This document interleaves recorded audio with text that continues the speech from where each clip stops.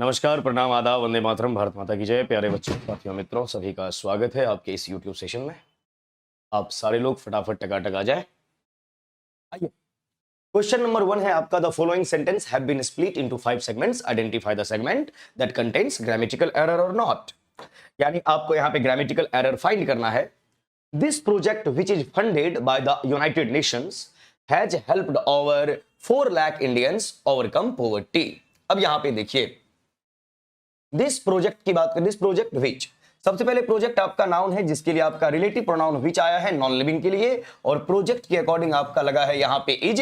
Relative pronoun के बाद जो वाव आता है, रिलेटिव प्रोनाउन से पहले आने वाले नाउन या प्रोनाउन के अकॉर्डिंग आएगा project singular verb singular. Is am are was one के बाद या तो V4 का इस्तेमाल करते हैं या वर्ब का थर्ड फॉर्म, तो इज फंडेड पैसिव वॉइस में है बाय द यूनाइटेड नेशंस। ए में कोई भी प्रॉब्लम नहीं है। आगे बोला गया यूनाइटेड नेशंस। अब यहां पे ये पूरा का पूरा जो आपका है, यहां से यहां तक की बात करेंगे तो ये नाउन क्लॉज हो गया जिसका वर्ब यहां पे है has helped over 4 lakh Indians, और यहां पर भी वर्ब आया है और ये वर्ब अपने फर्स्ट फॉर्म में है, और यहां पर देखिए एक्शन वर्ब के तौर पे हेल्प है। अब यहां पे ध्यान से आपको देखना है कि वर्ब अपने साथ फॉलो जो करता है, कई बार वर्ब इन्फिनेटिव को फॉलो करता है। आप लोग इन्फिनेटिव जानते होंगे, इन्फिनेटिव का मतलब क्या होता है बताऊंगा। कई बार वर्ब जो है वो जिरंड को फॉलो करेगा, एक्शन वर्ब जिरंड को फॉलो करता है, और कई बार verb bare infinitive, bare infinitive. अब जिरंड इन्फिनेटिव वेयर इन्फिनेटिव क्या होता है? अगर आप इन्फिनेटिव की बात करेंगे तो इन्फिनेटिव का जो स्ट्रक्चर होता है वो होता है बंधु 2 + V1। अगर जिरंड की बात करेंगे, कल ही बताया था V1 + ING। और अगर बेयर इन्फिनेटिव की बात करेंगे तो बेयर का मतलब होता है नेक्ड, है ना, जो 2 के बिना आए तो ये सिर्फ हो जाएगा V1। जैसे एग्जाम्पल देते हैं, अब यहां पे एक वर्ब का हमने इस्तेमाल किया डिसाइड। हर एक चीज को समझिएगा। डिसाइड एक वर्ब है जो अपने साथ इन्फिनेटिव लेता है। जैसे ही डिसाइडेड टू गो देयर, उसने डिसाइड किया है वहां जाना। अब यहां पे आप ध्यान से देखें, डिसाइड के साथ टू को आया है, यानी डिसाइड एक ऐसा वर्ब है जो इन्फिनेटिव को फॉलो करेगा, यानी इन्फिनेटिव के साथ होना चाहिए। वहीं पे जिरंड की बात करें तो जिरंड के लिए मैं यहां पे वर्ड लिखता हूं एवॉइड। एवॉइड एक ऐसा वर्ब है जो जिरंड को फॉलो करेगा। जैसे मैं हमेशा आप सभी को बोलता हूं, you should avoid talking, avoid talking during the class time, during the class time. यानी आप सभी को अवॉइड करना चाहिए क्या? क्लास के दौरान बातचीत आप ना करें। अवॉइड के साथ टॉकिंग आया, वो आपका जिरंड है।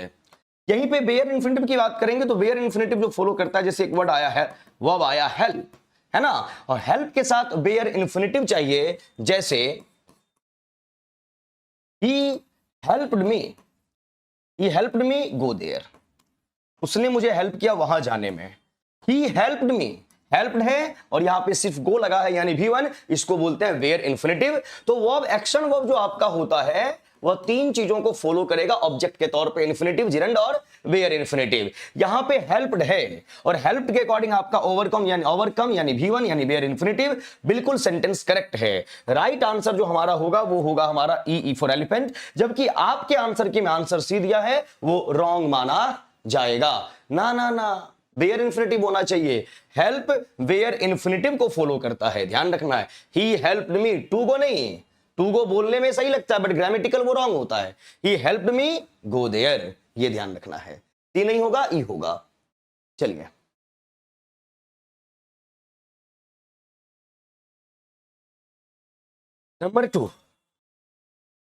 नंबर 2 में भी आपका ग्रामेटिकल एरर फाइंड करना है। The number of tourists is expected to rise from 7 to 10% in the next 10 years। The number of tourist, इस स्टेटमेंट को जरूर समझना है आपको। यहां पे टूरिस्ट है और यहां पे वर्ब का इज है। अब यहां देखिए, 2 फ्रेज होता है इस्तेमाल एडजेक्टिव के तौर पे। एक होता है अ नंबर ऑफ और दूसरा होता है आपका the number of. A number of और द नंबर ऑफ में क्या डिफरेंस है? अ नंबर ऑफ के साथ आपका नाउन जो होगा वो होगा प्लूरल काउंटेबल, और द नंबर ऑफ के साथ भी जो आपका नाउन है वो होगा आपका plural countable. A number of के साथ नाउन आपका प्लुरल वर्ब भी जो लगेगा वो आपका प्लुरल वर्ब ही होना चाहिए, but the number of noun आपका है प्लुरल, वर्ब जो लगेगा वो आपका सिंगुलर वर्ब होना चाहिए। देखिए जैसे मैंने लिखा a number of students are diligent, यानी कि many students are diligent. A number of का मतलब होता है मैनी, मल्टीपल, ढेर सारे, सेवरल, है ना, बहुत सारे बच्चे मेहनती होते हैं। Diligent means hard working. यहीं पे बोलूं मैं the number of students is 40 in the class या इन द क्लासरूम, यानी क्लासरूम में बच्चों की संख्या जो है वो 40 है, 40 है। तो द नंबर ऑफ का सेंस जो बनता है वो बनता है आपके नंबर के लिए, यानी कितनी संख्या है उसकी बात करेंगे। इसीलिए यहां पर स्टूडेंट्स की बात नहीं कर रहे, स्टूडेंट के नंबर की बात कर रहे। और नंबर आप चाहे एक लिखो, एक से ज्यादा लिखो, उसके साथ अगर नाउन नहीं है उस सेंस में ये सिंगुलर ही माना जाएगा। फॉर एग्जाम्पल जैसे मैंने यहां लिखा 9823, ये तो एक से ज्यादा है, लेकिन यहां बोलना पड़ेगा is my Scorpio number, is my Scorpio number, कि 9823 जो है ये मेरे स्कॉर्पियो का नंबर है। क्लियर है मामला। तो नंबर की जब भी बात करेंगे इसके साथ अगर नाउन नहीं है तो ये अपने आप में सब्जेक्ट हो गया और ये हो जाएगा सिंगुलर, इस सब्जेक्ट के तौर पे सिंगुलर, इसलिए द नंबर ऑफ नंबर की बात करता है। और अ नंबर ऑफ का मतलब होता है मैनी, मल्टीपल, इसके साथ नाउन प्लुरल, वर्ब भी प्लुरल। और द नंबर ऑफ नाउन तो plural but verb is singular, because ये बात नंबर की करेगा और नंबर अगर सेंटेंस का सब्जेक्ट है तो वर्ब सिंगुलर ही होना चाहिए। द नंबर ऑफ टूरिस्ट सही है और यहां पर इज बिल्कुल करेक्ट है, तो ये मत समझना टूरिस्ट की बात हो रही तो आर लगाना है, बिल्कुल नहीं लगाना। और is am are was were के साथ वर्ब का third form expected to rise, और एक्सपेक्ट के साथ भी आपका इन्फिनेटिव आता है टू राइज, सीखते जाइए फ्रॉम, यहां पर फ्रॉम नहीं होना चाहिए था, है ना। राइज कर रहा है कहां से कहां, 7 to 10%, तो फ्रॉम का यहां पर कोई भी सेंस नहीं बनेगा। यहां फ्रॉम के प्लेस पे बाय का इस्तेमाल हो सकता है ना, ये सेंस आपको रखना है। 7 to 10 यानी 7 से 10% बड़ा है इन द नेक्स्ट 10 ईयर्स, यहां प्रेजेंट की बात कर रहा और यहां इन द नेक्स्ट, नेक्स्ट का मतलब फ्यूचर और प्रेजेंट का कॉम्बिनेशन फ्यूचर से होगा। Correct option B for Bombay है। क्या लिखा है आप लोगों ने answer? V very good Ashish Kumar, good morning ji. चलिए next number 3, select the most appropriate, fill in the blank. Dash children recited dash poem in honor of dash prime minister. सबसे पहले यहां एक वर्ड आया है recite।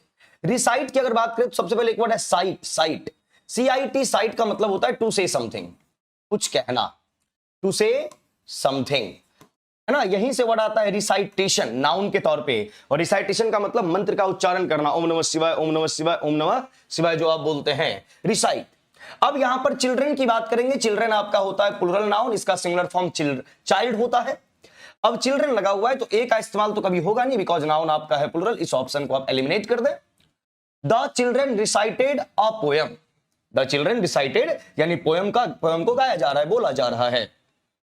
In honour, an honour की बात यहां पे नहीं होगी, आप सम्मान देने की बात कर रहे हैं, प्रधानमंत्री को सम्मान दे रहे हैं, तो यहां पे कहीं ना कहीं सेंस जो आपका है वह डेफिनिट है कि किनके सम्मान में, प्रधानमंत्री के सम्मान में। और जब डेफिनिट टर्म आएगा तो यहां पे द बिल्कुल होना चाहिए। और प्राइम मिनिस्टर एक पोस्ट का नाम है और जैसे ही नेम ऑफ पोस्ट की बात करते हैं तो वहां पे भी आर्टिकल आपका होना चाहिए। तो क्या होगा, द चिल्ड्रन रिसाइटेड, और पोयम आपका है सिंगुलर नाउन और सिंगुलर नाउन है कॉमन, तो यहां पर ए का इस्तेमाल हो जाएगा। The children recited a poem in the honour of the prime minister. The correct answer is option C for Canada. Good morning ji, good morning. चलिए नेक्स्ट आ जाइए। नेक्स्ट क्या बोला गया है, there is dash fish in dash bottle. अब fish की बात कर रहे हैं, ये अपनी सिंगुलर फॉर्म में है, clear, dash bottle. There is the fish नहीं, there is a fish in the bottle, in the, मछली कहां है, बॉटल में है। Correct answer B. ये आर्टिकल बेस्ड क्वेश्चन है, आपके एग्जाम में पूछे जाते हैं। There is a fish in a bottle नहीं, ए द के सेंस में जाएंगे, क्योंकि मछली के रहने का जो प्लेस है वो बॉटल नहीं होता, बॉटल बोल दिया गया, कहीं ना कहीं बात को क्या कर दिया गया है, डेफिनिट कर दिया गया है, इसीलिए आपको आर्टिकल द के साथ जाना पड़ेगा। क्लियर है मामला? Thank you very much Rashika. चलिए नेक्स्ट नंबर 5 में आपका नरेशन का मामला है। बोल रहा है, मन्ना आश Rohan have you set in a trolley बस बिफोर। अब इंटेरोगेटिव फॉर्मेट में गया है और यहां पे आस्क्ड है। रिपोर्टिंग वर्ब के कंप्लीट होने के बाद यहां पे आपका क्या होना चाहिए, इफ नहीं तो वेदर कंजंक्शन दैट के प्लेस पे। मन्ना आस्क्ड रोहन, अब यहां पर आपने क्या इस्तेमाल किया, यहां पे कोई भी कंजंक्शन आपका नहीं है, जबकि रिपोर्टिंग वर्ब के कंप्लीट होने के बाद कंजंक्शन होना चाहिए।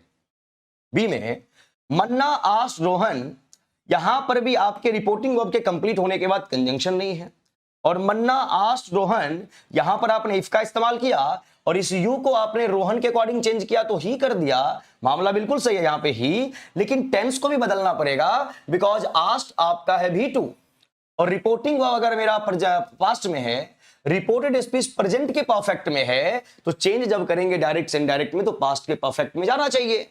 और यहां पर देखिए क्या लिखा हुआ है, he has ever sit in a trolley.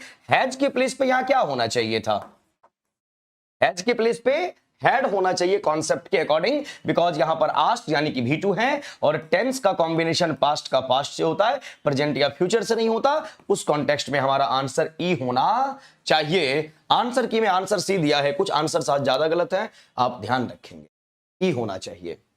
Next question,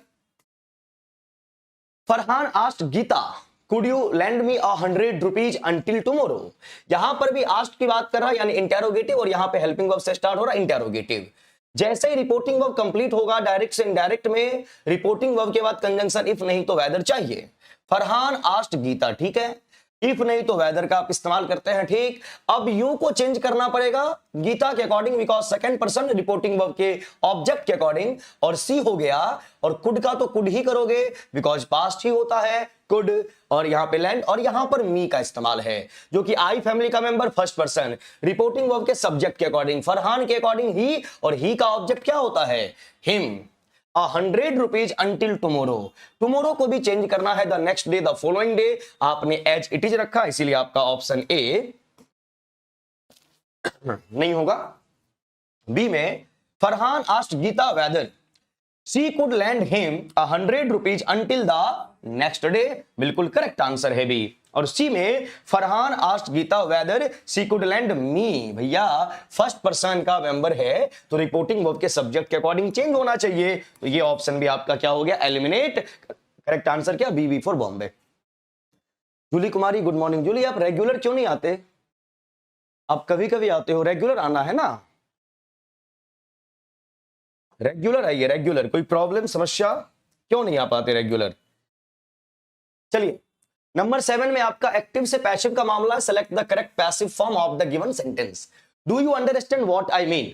ये क्वेश्चन मैंने पहले भी दिया था और आज भी जानबूझ के दिया हूं क्योंकि इस टाइप के क्वेश्चंस में आप कंफ्यूज होते हैं। डू यू अंडरस्टैंड यानी डू की बात करेंगे तो ये आपका हो जाएगा V1 यानी प्रेजेंट इंडेफिनिट इंटेरोगेटिव, और व्हाट आई मीन, तो what I mean is that. अब यहां पे इंटेरोगेटिव है तो इंटेरोगेटिव सेंटेंस का स्ट्रक्चर क्या होता है, सबसे पहले आप हेल्पिंग वर्ब का इस्तेमाल करेंगे, फिर आपका सब्जेक्ट होगा, फिर आपका मेन वर्ब होगा, फिर आप जो भी करें लास्ट में क्वेश्चन वर्ड। कई बार क्या होता है WH वर्ड अगर आ गया है स्टार्टिंग में तो WH वर्ड के बाद भी आपको क्या चाहिए, हेल्पिंग वर्ब चाहिए, सब्जेक्ट चाहिए, मेन वर्ब चाहिए, फिर आप जो भी लगाएं और लास्ट में क्वेश्चन मार्क, ऐसा होना चाहिए होता है। अगर इस WH वर्ड को मान लिया कि इनिशियल में है तो इसके बाद पहले हेल्पिंग वर्ब देंगे ना आप, वो आपने दिया नहीं है इसलिए ऑप्शन ए नहीं होगा। वॉच की बात कर रहे हैं, यहां पर डू का इस्तेमाल है, डू यानी कि V1, वही V1 यानी कि प्रेजेंट इंडेफिनिट। वॉच की बात करोगे पास्ट, बार बार बता रखा एक्टिव से पैसिव की आप जब भी बात करते हैं तो एक्टिव से पैसिव में क्या होता है, जिस टेंस में एक्टिव है उसी टेंस में पैसिव होना चाहिए। क्लियर है मामला, तो वॉच के साथ आप जाएंगे नहीं। Teach is what I mean understood. अब यहां पर इज के बाद वर्ब का थर्ड फॉर्म लगा हुआ है और प्रेजेंट इंडेफिनिट का जैसे ही पैसिव बनाएंगे तो इज MR के साथ वर्ब का थर्ड फॉर्म होना चाहिए, by you. Correct answer C for Canada. हाँ बिल्कुल, क्लास नाइट में भी हुई थी। चलिए number 8 whom does he look for। ये क्वेश्चन भी आपका रिपीटेड है, कोई बात नहीं। सबसे पहले तो whom और who में क्या डिफरेंस होता है ये जान लीजिए, बहुत सारे बच्चे इसमें भी कंफ्यूज होते हैं, बहुत ही बेसिक चीज है, मालूम होना चाहिए आपको। अगर whom की बात करते हैं तो whom होता है ऑब्जेक्ट और who होता है सब्जेक्ट। जैसे आई सब्जेक्ट होता है, मी ऑब्जेक्ट होता है, just like that who subject है, whom आपका ऑब्जेक्ट है। whom does he look for, look for का मतलब क्या होता है, look for आपका फ्रेजल वर्ब है जिसका मीनिंग होता है सर्च करना। He is looking for a job, वह एक जॉब ढूंढ रहा है, लुक फॉर कर रहा है। होम डज, डज की बात करेंगे V5, V5 की बात करेंगे प्रेजेंट इंडेफिनिट, प्रेजेंट इंडेफिनिट का पैसिव इज MR V3 होना चाहिए। अब इंटेरोगेटिव फॉर्मेट पे है तो पैसिव भी इंटेरोगेटिव में ही होगा, और अगर WH वर्ड का इस्तेमाल किया, जस्ट अभी समझाए, इंटेरोगेटिव फॉर्मेट पे WH वर्ड, उसके बाद हेल्पिंग वर्ब, फिर सब्जेक्ट, देन मेन वर्ब। यहां पे आइए, आपने WH वर्ड का इस्तेमाल किया लेकिन हेल्पिंग वर्ब नहीं, पहले सब्जेक्ट फिर वर्ब लगा दिया, ये फॉर्मेट रॉन्ग हो गया, ये इंटेरोगेटिव को फॉलो नहीं करेगा। हु इज लुक्ड आफ्टर, भैया यहां पर लुक फॉर है, यहां लुक आफ्टर कर रहे हैं, लुक आफ्टर भी आपका फ्रेजल वर्ब है, मीनिंग जान लीजिए, ऑप्शन तो गलत ही हो गया। लुक आफ्टर का मीनिंग क्या होता है? टेक केयर ऑफ, ध्यान देना, टेक केयर ऑफ यानी केयर करना, तो ये आपका होगा नहीं। हु इज लुक आफ्टर, और इसके बाद वर्ब का third form present indefinite, looked for by him, correct answer C for Canada. Rahul Raj good morning ji, Pragya good morning. Time पे आना है, टाइम पे। इस बैच के बारे में कई बार आपको मैं बता चुका हूं, इंग्लिश का प्रैक्टिस बैच है, 16 अगस्त से शाम में 7 से 8 में यह बैच चलेगा, और यहां पे बहुत ही बेहतरीन अंदाज में हम क्वेश्चंस को प्रैक्टिस करने वाले हैं, चाहे ग्रामर की बात करें, वोकैब की बात करें, कॉम्प्रिहेंशन की बात करें। ग्रामर के बारे में मैं बता चुका हूं, बहुत सारे बच्चे बहुत जगह पढ़ चुके होंगे, मेरे पास भी पढ़े होंगे कुछ बच्चे इस बैच में जो है फाउंडेशन। पहले टॉपिक वाइज प्रैक्टिस करेंगे, क्योंकि बच्चे कॉन्सेप्ट पढ़ लेते हैं, प्रैक्टिस बहुत कम करते हैं, और एग्जाम के लिए प्रैक्टिस आपके लिए बहुत जरूरी है। तो पहले टॉपिक वाइज, यानी जितने भी ग्रामेटिकल यूनिट्स है हमारे पास, noun pronoun parts of speech के जितने भी, उसके टॉपिक वाइज क्वेश्चंस प्रैक्टिस करेंगे। उसके बाद मिक्स्ड क्वेश्चंस ग्रामर की प्रैक्टिस करेंगे। वोकैब की बात करें तो हर एक टाइप का synonym, antonym, one word, idiom, phrase, phrasal verb, हर एक चीज को बेहतरीन अंदाज में, और कॉम्प्रिहेंशन पैसेज जो आपके लिए चैलेंजिंग होता है, समझ में नहीं आता क्या करें क्या ना करें, तो ढेर सारा प्रैक्टिस इस बैच में हम करने वाले हैं, बिल्कुल जबरदस्त तरीके से। इसलिए इंग्लिश का ये प्रैक्टिस बैच है, प्रैक्टिस बैच। कोई बच्चा ये नहीं समझेगा फाउंडेशन है, प्रैक्टिस है, क्वेश्चंस के माध्यम से कॉन्सेप्ट को कवारने का काम यहां पे करेंगे। 16 अगस्त शाम में 7 से 8 में ऑनलाइन मोड में आपको मिलेगा, 399 फी है इसका, है ना। और ऑनलाइन मोड में कहां पे, जो अपना ऐप है प्लेटफॉर्म बाय नवीन कुमार सिंह, देख लीजिए प्लेटफॉर्म बाय नवीन कुमार सिंह जो अपना ऐप है वहां मिलेगा। और ये बैच ऑनलाइन भी है, सॉरी ऑफलाइन भी है, और ऑफलाइन फी जो है 599 है। कहां पे, हमारा सेंटर है सैदपुर मोड़, भिकना पहाड़ी, पटना में, वहां पे आपको मिल जाएगा, ठीक है। कॉम्प्रिहेंशन में नहीं बहुत बच्चों को होता है, बहुत को नहीं भी होता। लिटरेचर क्यों नहीं है, क्योंकि लिटरेचर का एक मैं धाकर बैच पढ़ा रहा हूं, लिटरेचर का जो बैच है वह धाकर बैच चल रहा है, इसलिए इसमें लिटरेचर को ऐड करके फिर खिचड़ी टाइप का हो जाता। तो ये सिर्फ ग्रामर, वोकैब, कॉम्प्रिहेंशन को सेपरेट रखने के लिए बैच बनाया है। लिटरेचर का धाकर बैच चल रहा है, कि नहीं बच्चों को प्रॉब्लम हो तो उस बैच में वो आ सकते हैं, है ना। अभी हमने विलियम वर्ड्सवर्थ पढ़ा था, शेक्सपियर के क्वेश्चंस प्रैक्टिस कर रहे हैं, आज भी करेंगे। चलिए next, select the most synonym of the given word content, contentment. अब देखिए ये वर्ड बड़ा कमाल का है, सिनोनिम। इस वर्ड को कई बार गलत प्रोनाउंस करते हैं हम, देखिए ध्यान से, पहले मैं उच्चारण समझा दूं आपको, CONTENT। अब ये वर्ड, सेम वर्ड, ये नाउन भी हो जाता है, ये हमारे एडजेक्टिव भी हो जाता है। जब ये नाउन होता है तो इसका मीनिंग हो जाता है डेटा, डेटा। और इसका जो प्रोनाउंसिएशन होता है, बहुत सारे बच्चे बहुत सारे टीचर्स भी कंटेंट बोलते हैं, बट बोलना नहीं चाहिए। अगर ये नाउन हो गया तो इसे हम क्या बोलते हैं, कंटेंट। हिंदी में लिख रहा हूं, समझ जाइएगा, कंटेंट बोलते हैं ना, कंटेंट क्रिएटर है। ये क्या है आपके लिए, ये आपके लिए कंटेंट नहीं है, ये आपके लिए कंटेंट है। कंटेंट प्रोवाइड किया जा रहा है आपको, जब नाउन है, डेटा की बात करेंगे। और जब ये एडजेक्टिव होता है तो इसका मीनिंग हो जाता है सैटिस्फाइड, सैटिस्फाइड, संतुष्ट होना, बहुत खुश होना। और तब इसे हम पढ़ते हैं कंटेंट, कंटेंट, कंटेंट। क्लियर है ना। तो कंटेंट कब होगा, जब सैटिस्फाइड। जैसे आप बोलेंगे I am very content to have qualified my exam, मैं अपने एग्जाम को क्वालिफाई करके बहुत ही कंटेंट फील कर रहा हूं, यानी बहुत सेटिस्फाइड फील कर रहा हूं, संतुष्टि। और फिर आप क्या बोलोगे, सर आपने यूट्यूब पे जो कंटेंट दिया बहुत ही जबरदस्त था, तो वो होता है कंटेंट और ये होता है content. Same word, grammatical profile difference, pronunciation difference, है ना, ध्यान रखना है आपको। आइए, तो अगर क्या बोलोगे इसको, कंटेंटमेंट, सेटिस्फैक्शन जिसको बोलते हैं, है ना। अब कंटेंटमेंट ना कि contentment, content is the data and content is the satisfaction, ध्यान रखना है। और MENT लग गया है, और MENT लग जाने से वर्ड आपका बन गया नाउन, और नाउन जैसे ही बना तो इस वर्ड का सिनोनिमस क्या हो जाएगा, सैटिस्फैक्शन, यानी कि संतुष्टि, यानी कि हैप्पी, यानी बहुत ज्यादा खुश होना। बहुत ही पॉजिटिव वर्ड है, जबरदस्त वर्ड है।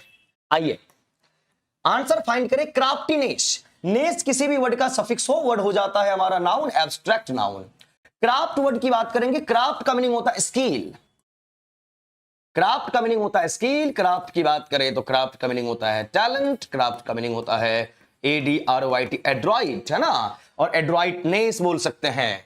सैटिस्फैक्शन, संतुष्टि के सेंस में, इसके लिए बहुत सारे वर्ड्स आप पढ़ते हैं। इलेशन एक वर्ड होता है, जब आप बहुत ज्यादा खुश होते हैं, ELATION। एक्जिलरेशन, EXHILIRATION, एक्जिलरेशन, बहुत ज्यादा खुश होना। एक बहुत ही बेहतरीन वर्ड है यूफोरिया, यूफोरिया यानी बहुत ज्यादा, है ना, very excited, too much excited, उस सेंस में। और आइडलनेस, नेस लगा हुआ है, वर्ड आपका हो गया नाउन, बट ये आइडल वर्ड अपने आप में नेगेटिव वर्ड है, और आइडल का मतलब होता है निकम्मा इंसान, जो काम करना बिल्कुल ना चाहे, काम करना जिसको पसंद ना हो। तो आइडल के एक वर्ड आता है सीकर, SHIRKER। सीकर का मतलब होता है जो कामचोर इंसान है, जो लेजी है, जो डल है, जो सुस्त है। अब यहां पे आइए, कई बार बच्चे कंफ्यूज हो जाते हैं। ये आइडल वर्ड आ गया, IDLE। एक वर्ड होता है आइडियल, आइडियल, और एक वर्ड होता है आइडॉल, आइडॉल। कंफ्यूज होते हैं बच्चे, कंफ्यूज नहीं होना। ये आइडल आपका नेगेटिव वर्ड है, निकम्मा होता है। आइडियल मींस आदर्श। आपके आदर्श कौन है? डॉक्टर कलाम साहब, महात्मा गांधी, भीमराव अंबेडकर, है ना। तो आइडियल यानी आदर्श, जिसको आप अपना आदर्श मानते हैं, है ना, जिसको, जिससे आपको मोटिवेशन मिलता है। मैं शाहरुख खान को मानता हूं क्योंकि मुझे बहुत मोटिवेशन मिलता है उनसे, है ना, तो इस सेंस में। और आइडॉल का मीनिंग क्या होता है? IDOL, idol. आइडॉल मींस होता है इमेज, तस्वीर। तो ध्यान रखेंगे, कंफ्यूज आपको बिल्कुल भी नहीं होना है। आइडॉल, आइडोलेट्री, यही से वर्ड बनता है। कितना सिखाऊं आप लोगों को, आइडोलैट्री। अब समझिए, आइडॉल मींस क्या पढ़ाया? आइडॉल मींस पढ़ाया इमेज। इस टाइप के वर्ड्स एग्जाम में पूछे जाते हैं। और LATRY, लैट्री, ग्रीक लैंग्वेज का वर्ड है, ग्रीक लैंग्वेज का वर्ड है, जिसका मीनिंग इंग्लिश में होता है वर्शिप, यानी पूजा करना, रिस्पेक्ट देना, सम्मान देना। और आइडोलेट्री, जो मूर्ति पूजा करते हैं, और हिंदुइज्म फिलॉसफी में, है ना, मूर्ति पूजा की जाती है ना। दुर्गा पूजा आ रहा है, सरस्वती पूजा होता है, ढेर सारी पूजा होते हैं। तो हिंदुइज्म फिलॉसफी को फॉलो करने वाले लोग जो होते हैं, वो मूर्ति की रिस्पेक्ट करते हैं, एक स्टेच्यू बनाते हैं, उसमें भगवान को सम्मान देते हैं, उस सेंस में। तो आइडोलेट्री, लिटरी, ग्रीक लैंग्वेज का वर्ड, जिसका मीनिंग वर्शिप, और आइडॉल मींस इमेज। जरूर याद रखिएगा। प्रैक्टिस करते हैं, मार्क्स 12 ही आते हैं सर। हाँ, है बर्थडे। प्रैक्टिस करते हैं, मार्क्स 12 ही आते हैं। अंकित कुमार, 12 ही क्यों आते हैं? हर एक बच्चे का मार्क्स बढ़ रहा है, आपका क्यों नहीं बढ़ रहा? खैर कोई बात नहीं, मैं अपना नंबर दे दूंगा, आप मेरे से पर्सनल कांटेक्ट कर लेंगे, बात कर लेंगे, ठीक है। सेशन के लास्ट तक बने रहे, मैं अपना नंबर दे दूंगा, क्या प्रॉब्लम है, कहां पे फंस रहे हो, है ना, सब बात करेंगे कॉल पे, ठीक है। सर मैं पेड बैच ज्वाइन कर रही हूँ, लिटरेचर और ग्रामर बोथ में, दोनों का रिकॉर्डिंग क्लास भी मिलेगा क्या? नया वाला बैच 29 जुलाई से स्टार्ट हो रहा है, वो वाला ज्वाइन कर लीजिए, 12:30 से चलता है। अप्रैल वाला बैच वो कंप्लीट हो चुका है ना, उस बैच में भी ठीक ढंग से पढ़ाया गया। लेकिन अभी जो पढ़ाया जा रहा है, इसमें लिटरेचर आपके नेट लेवल का पढ़ाया जा रहा है। तो जो बैच 29 जुलाई से स्टार्ट हो रखा है, उस बैच को ज्वाइन करेंगे, ठीक है। Thank you very much. अब यहां पे आ जाइए, हर एक वर्ड का मीनिंग आप जान गए। और यहां पर ये वर्ड कौन सा है भैया? कौन, क्या बोलोगे इसको? कंटेंटमेंट की contentment, contentment, contentment. Satisfaction, synonym, correct answer B for Bombay. ध्यान रखना है।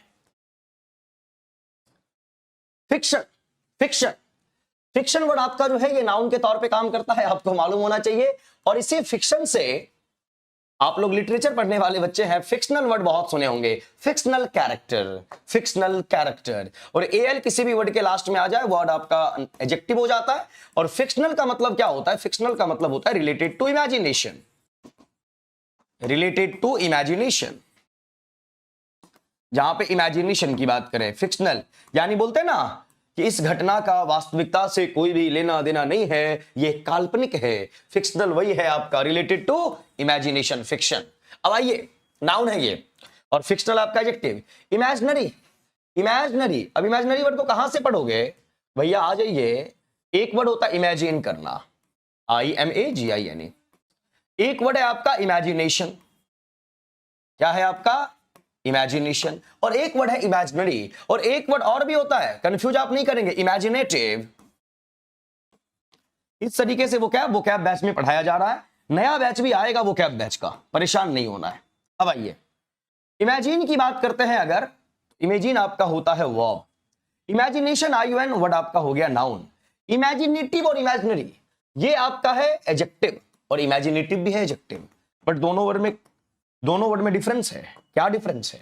इमेजिनरी का मतलब इमेजिनेशन, जो आपकी कल्पना है, बट इमेजिनेटिव काफी इमेजिनेटिव है आप, इसका मतलब काफी क्रिएटिव है, काफी इन्वेंटिव है। तो इमेजिनेटिव वर्ड का मीनिंग होता है क्रिएटिव, है ना, इन्वेंटिव, कुछ ना कुछ आविष्कार करेंगे। जैसे ढेर सारे राइटर्स हुए इंग्लिश लिटरेचर में, लेकिन वहीं पे अगर बात की जाती है जॉन किट्स की, पी विशाली की, ये सब बहुत ही क्रिएटिव माइंड के थे, है ना, इनोवेटिव थे, इन्वेंटिव थे। तो इमेजिनरी होता है related to imagination, but imaginative यानी क्रिएटिव, इन्वेंटिव, ये डिफरेंस होता है शब्दों के बीच में। टेम्ड, आपने टेम जरूर सुना होगा, TAME, टेम। इसका फिर आप सुना होगा पेट एनिमल, टेम एनिमल, पालतू जानवर, है ना। डोमेस्टिक, जो चीज घरेलू है उस सेंस में इस्तेमाल करते हैं। और नॉवेल, जिसको आप बोलते हैं उपन्यास, है ना। और वैसे भी इसमें एक वर्ड है नॉब। नॉब का मीनिंग नया भी होता है, नया। और यहीं से देखिए, जैसे आपने इनोवेटिव वर्ड पढ़ा है, इसी का सिनोनिमस वर्ड एक हो जाता है आपका इनोवेटिव। अब इनोवेटिव वर्ड को कैसे याद रखोगे? तो इन का मतलब होता है inside, we all are in the class, हम सब क्लास के अंदर हैं। और NOV नॉब का मतलब होता है बिल्कुल नया, यानी जो अंदर से नया हो। और अंदर से कोई भी इंसान नया कैसे होगा? जो हमेशा टाइम के साथ होगा, करंट इवेंट के साथ होगा। जैसे आपके गुलजार साहब हैं, आप लोग जानते होंगे, सॉन्ग लिखते हैं, बहुत कुछ लिखते हैं गुलजार साहब। तो गुलजार साहब 70s के दौर में भी गाना लिखा करते थे, और गुलजार साहब आज भी गाना लिखते हैं, है ना। अब 70s के दौर का जो गाना था, उस गाने की बोल अलग होती थी। ये चांद सा रोशन चेहरा उन्होंने लिखा अभी, है ना। या मान लो बहुत पहले वो गाना लिखे, और आज के युवाओं के लिए भी गाना लिखते हैं। आपने गाना जरूर सुना होगा, बीड़ी जलेले जिगर से पिया, जिगर में बड़ी आग है। ये गुलजार साहब लिखे हैं। अब गुलजार साहब जो 60s में 70s में गाना लिखते थे, वो आज के यूथ को कैसे कनेक्ट कर रहे? तो आज के यूथ के लिए वो गाना लिख रहे हैं ना, बीड़ी जलेले जिगर से पिया, जिगर में बड़ी आग है। तो वही चीज है इनोवेटिव इंसान, कि जो हमेशा अंदर से नया हो, यानी तन बूढ़ा हो चुका है, मन अभी भी जवान है, उस सेंस की बात की जाती है। ठीक है, अब आइए, कॉल आ रहा है, 1 मिनट रुक जाएंगे थोड़ा सा, भैया का कॉल है। प्रणाम, थैंक यू, प्रणाम, क्लास में है अभी। ठीक। हमारे बड़े भैया का कॉल था, इसलिए मैं कॉल लेना पड़ेगा, है ना। आइए यहाँ पे, तो आप समझ गए होंगे इनोवेटिव क्या होता है। इस तरीके से याद कीजिए। तो नॉब का मीनिंग होता है नया, यहां से वर्ड बना आपका इनोवेटिव, यानी जो अंदर से पूरा का पूरा जवान है, उम्र भले ही कुछ भी हो। तो फिक्शन का मतलब होता है इमेजिनेशन। करेक्ट आंसर आपका हो गया imaginary, right option A for Agra. Dhakar batch में है हम लोग। चलिए, बहुत बढ़िया। Aryan Singh Yadav ji, happy birthday, thank you very much. चलिए नेक्स्ट क्वेश्चन, एक्विट। अब यहां पे एंटोनिम की बात कर रहे हैं। एंटोनिम का मतलब होता है पर्यायवाची। अब एक्विट की बात करोगे, एक्विट का क्या मीनिंग होता है?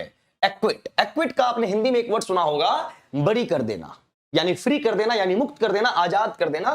तो एक्विट का मीनिंग वही होता है, फ्री कर दिया है, फ्री कर दिया। इमेंसिपेट यानी मुक्त कर देना, है ना, माफ कर देना। पार्डन वर्ड आप जरूर सुने होंगे, PARDON, फॉरगिव कर देना, माफ कर देना, ध्यान रखेंगे। एक्विट के पार्ट्स ऑफ स्पीच की बात करोगे, एक्विट आपका वर्ब है। और एक चीज और याद रखना, एक्विट के साथ प्रेपोजिशन ऑफ का यूज किया जाता है। अब यहां पे आइए, वर्ड है आपका रिट्रीट। री का मतलब होता है बैक, जैसे आप पढ़ते हैं रिटर्न होना, रिट्रीट। तो रिट्रीट का मतलब यही होता है रिटर्न। रिट्रीट का मतलब भी होता है रिटर्न, यानी पीछे लौटना। लेकिन पीछे किस कॉन्टेक्स्ट में आप लौटेंगे भैया? रिटर्न किस सेंस में? बिकॉज ऑफ फियर, यानी डर से आपने अपने कदम को पीछे कर लिया है, उसको हम रिट्रीट बोलते हैं। और इस वर्ब का इस्तेमाल, वर्ड का पार्ट ऑफ स्पीच वर्ब होता है। आइए नेक्स्ट, कॉन्विक्ट का मीनिंग होता है दोषी ठहराना, किसी पे आरोप आप लगा रहे। और इसके लिए आपने वर्ड पढ़ा होगा एक्यूज्ड करना, और एक वर्ड आपने पढ़ा होगा INDICT, इंडाइट। बार बार समझाया हूं, इस वर्ड को इंडिक्ट नहीं पढ़ेंगे, इंडिक्ट नहीं होता, इंडाइट। इंडाइट इंडाइट यानी किसी पे आरोप लगाना, यानी किसी को ब्लेम करना, ध्यान रखना है ना। और यहां पर कॉन्विक्ट के साथ भी ऑफ का प्रेपोजिशन ऑफ आता है, और एक्यूज्ड के साथ भी ऑफ का इस्तेमाल करेंगे, दोषी ठहराना। कैसे सेंटेंस में यूज करते हैं? He was accused of murder, he was accused of murder, उसे इस मर्डर का आरोपी माना गया है। और सी में वर्ड आया है आपका कॉन्सिल। कॉन्सिल, कॉन्सिल वर्ड का मीनिंग क्या होता है? बहुत ही एग्जाम में हाई फ्रीक्वेंसी वर्ड है, ये पूछा जाता है। कॉन्सिल मींस हाइड, यानी किसी भी चीज को आप छिपा के रख रहे हैं, सीक्रेट रख रहे। कॉन्फिडेंशियल, वैसे कॉन्फिडेंशियल वर्ड की बात करेंगे तो कॉन्सिल तो वर्ब हो जाता है, but confidential is the adjective, और कॉन्फिडेंशियल से आपका नाउन बनता है कॉन्फिडेंशियलिटी, गोपनीयता। और गोपनीयता की शपथ दिलाई जाती है, इस बात को आप पब्लिक डोमेन में नहीं लाएंगे, है ना। तो कॉन्फिडेंशियल, सीक्रेट, कॉन्सिल। और कॉन्सिल का डायरेक्ट एंटोनिम एक पूछा जाता है एग्जाम में, जिसका मीनिंग होता है रिवील करना, और रिवील करने का मतलब होता है रिवील द सीक्रेट, रहस्य का उजागर कर दिया आपने। अब एक्विट मींस बरी करना, और कन्विक्ट मींस दोषी ठहराना। एंटोनिम है, correct answer B, B4 Bombay आपका हो जाएगा। परचेज करने नहीं आ रहा है, अर्पणा लास्ट तक बने रहे, लास्ट में बात हम करेंगे, है ना, कि कैसे आपको बैच लेना है, सब बता देंगे। बीच में क्या होता है, बीच में अगर मैं आप सभी का कमेंट पढ़ने लगता हूं तो फिर मैं यहां से थोड़ा सा डिस्ट्रैक्ट हो जाता हूं। इसीलिए मैं बच्चों से भी कहता हूं कि जब मैं पढ़ा रहा हूं, कॉन्सेप्ट को डील कर रहा हूं, तभी हम लोग बातचीत नहीं करेंगे, लेकिन लास्ट में जरूर बातचीत करेंगे, जो भी आपका डाउट होगा उसको क्लियर करेंगे, ठीक है। चलिए, ये बैच वोकैब का जो चल रहा है ना योगी जी, बैच आपका 30 क्लासेस उसमें हो चुका है, बट बेहतरीन बैच है, आप उसको अभी भी ले सकते हैं। चलिए, ऑलवेज। अब ऑलवेज वर्ड का मीनिंग क्या होता है? ऑलवेज की अगर बात करेंगे तो ये किस सेंस में, क्या इसका ग्रामेटिकल प्रोफाइल होगा? तो ऑलवेज शब्द का पार्ट्स ऑफ स्पीच आपका होता है एडवर्ब, है ना, एडवर्ब होता है। और ऑलवेज का मतलब होता है फॉर एवर, यानी जो चीज हमेशा के लिए हो, फॉर एवर, परमानेंट। परमानेंट, इसी के लिए वर्ड पढ़ते हैं हम इटर्नल। इटर्नल जो शाश्वत है ना, अजर अमर है। यहां पे आइए, डिस अलाउ। डिस किसी भी वर्ड के पहले आए उसका मीनिंग हो जाता है नॉट, क्वालिफाई एंड डिसक्वालीफाई। और अलाउ का मतलब अनुमति देना, यानी डिस अलाउ कर दिया है, यानी आपने सामने वाले को अनुमति नहीं दिया है ना, उसको हम बोलेंगे डिस अलाउ, यानी आपने मना कर दिया कि तुम्हें काम नहीं करना, आपने प्रिवेंट कर दिया, रोक दिया आपने काम को। ऑब्स्ट्रक्ट, बाधित किया है ना, हैम्पर, HAMPER, हैम्पर। और हिंडर, HINDER, हिंडर आपका हो जाता है वर्ब, यहां से नाउन बन जाएगा हिंड्रेंस, HINDERANCE, वो नाउन हो जाएगा। आइए, नेवर का मतलब होता है कभी नहीं, नेवर कभी भी नहीं करना है, यानी नॉट। नेवर और नॉट में फर्क होता है, जरा ध्यान दीजिए, मैं ग्रामेटिकल कॉन्सेप्ट बता दूं। देखिए, नेवर है और एक वर्ड है आपका नॉट, दोनों में क्या डिफरेंस होता है? नेवर भी आपका है एडवर्ब, और नॉट भी होता है आपका एडवर्ब। दोनों में डिफरेंस किस बात का है? नेवर का जब भी आप इस्तेमाल करते हैं, ये नेवर आपके परफेक्ट टेंस में इस्तेमाल किया जाता है, और नॉट का जब भी आप इस्तेमाल करते हैं, नॉट का इस्तेमाल, तो ये भी परफेक्ट टेंस में होता है। लेकिन दोनों में डिफरेंस क्या है? परफेक्ट और इंडेफिनिट, दोनों में डिफरेंस क्या है ये देखिए। मैंने लिखा I did not go there, मैं वहां नहीं गया। अगर इस सेंटेंस को आप ऐसे लिख देंगे I did never go there, तो ये इंडेफिनिट है पैसिव का, और ये आपका हो जाएगा रॉन्ग, पास्ट के इंडेफिनिट का।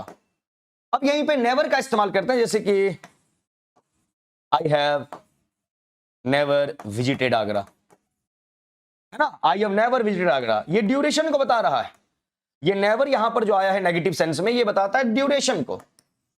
ड्यूरेशन नहीं, मैं कभी आगरा नहीं गया हूं, कभी भी नहीं, आज से लेके मतलब जब पैदा हुआ तब से अभी तक नहीं गया, वो एक ड्यूरेशन है ना। और यहीं पे अगर ऐसे बोले I have not visited there, मतलब वहां नहीं गया हूं, सिंपल, वहां नहीं गया हूं। हो सकता है अभी नहीं गया, हो सकता है कल नहीं गया, हो सकता है परसों नहीं गया, इस सेंस में इस्तेमाल किया जाता है नो और नॉट और नेवर का। डेली, डेली का मतलब क्या होता है? Daily, regularly, regularly. कॉन्टिन्यूटी, जब भी किसी काम को आप कर रहे हैं कॉन्टिन्यूअसली, ये आप ध्यान रखेंगे। करेक्ट आंसर क्या हो जाएगा? ऑलवेज का एंटोनिम नेवर, ध्यान रखना है। वोकैब को थोड़ा डीपली पढ़ाना पड़ रहा है बिकॉज वर्ड से आप डरते हैं, डर आपका गायब कर देंगे। वन वर्ड आइए, murder of a man. Murder का मतलब क्या होता है? किल कर देना, किसी को मार देना। और किसको मारा है? मैन। मैन का मतलब यहां पे सिर्फ मर्द नहीं है, मैन की बात यहां पे ह्यूमन बीइंग के सेंस में कर रहे। ह्यूमन बीइंग, ऐसा नहीं कि मर्डर ऑफ मैन सिर्फ मर्दों को मारा गया, नहीं। कई बार सेंटेंस हम लिखते हैं वहां पे वुमन वर्ड का इस्तेमाल नहीं करते, मैन का इस्तेमाल करते हैं। For example, man is मॉर्टल, man is मॉर्टल। और मॉर्टल का मतलब है जो आज नहीं तो कल मरेगा। मॉर का मतलब भी होता है डेथ, है ना, यानी इंसान मरणशील है। मैन का मतलब यह नहीं कि मर्द मरणशील है और औरतें अमर होंगी, ऐसा बिल्कुल नहीं है। मैन यहां पे ह्यूमन बीइंग के लिए, चाहे मेल हो चाहे फीमेल हो, यह ध्यान रखना है, ह्यूमन बीइंग के लिए, है ना। तो कई बार मैन दोनों जेंडर को रिप्रेजेंट करता है। तो मर्डर ऑफ अ मैन यानी इंसान यानी मानव की हत्या होना। अब ये रेजिसाइड की बात करेंगे तो रेजिसाइड पर्टिकुलर वर्ड हो जाता है जिसका मीनिंग हो जाता है किंग, और साइड का मीनिंग होता है किलिंग। साइड रूट वर्ड है। साइड की बात करोगे या वर्ड आता है आपका साइडल, साइड एंड साइडल। साइड का मतलब होता है किलिंग, क्लियर है मामला, और साइडल भी वही है, बट दोनों में डिफरेंस है। साइड आपका हो जाता है नाउन और साइडल एल लग गया तो ये आपका हो जाता है एडजेक्टिव, क्लियर। तो रेजिसाइड यानी मर्डर ऑफ किंग, राजा की हत्या। फ्रैट्रीसाइड, फ्रैट्री वर्ड से क्या वर्ड बनता है? फ्रैट्री से आप एक वर्ड जरूर सुने होंगे, फ्रैटर्निटी। और फ्रैटर्निटी वर्ड का मीनिंग होता है ब्रदरहुड। बॉलीवुड फ्रैटर्निटी यानी भाईचारे की बात करेंगे। The Hindu and the Muslim are brethren. Fraternity यानी ब्रदरहुड की बात कर रहे। तो फ्रैटर वर्ड का जो लिटरल मीनिंग है वो हो जाता है आपका ब्रदर यानी कि, और साइड का मतलब किलिंग यानी भाई की हत्या कर दी गई। और वहीं पे अगर बात करेंगे जेनोसाइड, जीन। अब जीन समझिएगा, इस वर्ड को, बहुत ही कमाल का वर्ड है जीन। और जीन का मतलब होता है बर्थ, और इसी जीन से आपके कई सारे वर्ड बनते हैं। जेनरेशन, सबसे पहले तो जनरेट यानी कि प्रोड्यूस करना, फिर यहीं से जनरेशन, दादाजी पिताजी हम, फिर हमसे निकलेगा कोई, है ना। यहीं से वर्ड बनता है आपका जेनेटिक, जेनेटिक क्वालिटी, अनुवांशिक गुण। बायोलॉजी में आप पढ़ते हैं तो ये जीन है। और जब कोई पैदा लेगा तो यहां इंसान की बात कर रहे हैं ना, पैदा लेने के सेंस में। तो जेनोसाइड जब किसी परिवार के किसी लोग की हत्या कर दी जाए, उस सेंस में आप सी फॉर कनाडा का इस्तेमाल करेंगे। होमिसाइड भी होता है, होमिसाइड भी, जेनोसाइड भी।